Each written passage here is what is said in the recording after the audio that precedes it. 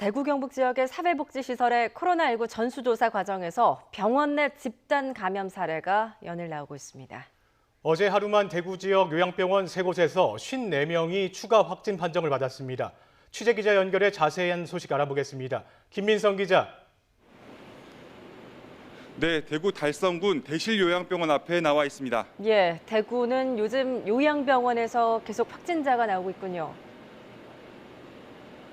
네, 그렇습니다. 대구에서 어제 하루 추가된 확진자가 모두 69명인데 이 가운데 54명이 요양병원 3곳에서 나왔습니다. 제 뒤로 보이시는 이곳 대실요양병원의 확진자는 모두 62명입니다. 또 최근에 확진자가 무더기로 쏟아진 한사랑 요양병원의 확진자는 최종적으로 88명으로 집계됐습니다. 대구시는 추가 감염 대구시는 추가 감염 가능성을 고려해 환자가 나온 병원은 3일 뒤 다시 조사하기로 했습니다. 오늘까지 대구시 사회복지시설과 요양병원 전수조사 대상 33,600여 명 가운데 87%가 진단검사를 마쳤습니다. 이 가운데 0.6%인 192명이 확진 판정을 받았고 25,300여 명은 음성이었습니다. 아직 3,900여 명이 검사 결과를 기다리고 있고 4천여 명이 곧 조사받을 예정입니다. 대구시는 주말을 맞아 종교 행사에서의 확산 우려를 차단하기 위한 점검도 할 예정입니다.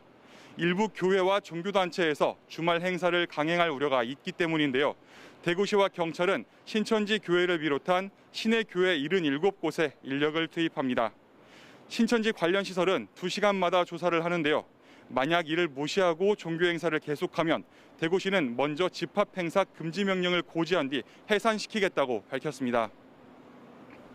네, 경북 경산에 있는 요양병원에서도 밤새 코로나19 추가 확진자 수십 명이 쏟아졌다고요?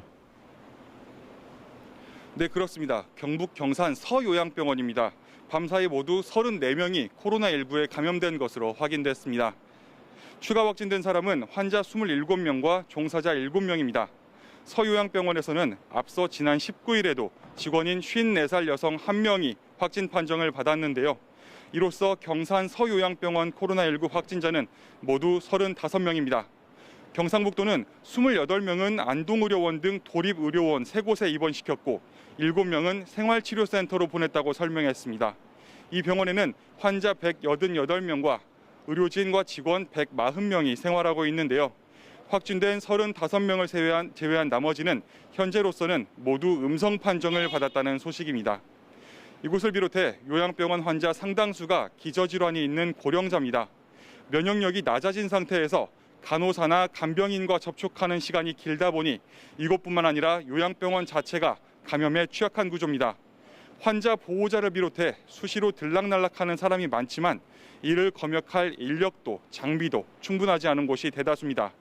요양병원을 중심으로 산발적 집단 감염이 계속되자 정부와 지자체가 나서 고강도 카드를 꺼내들었습니다.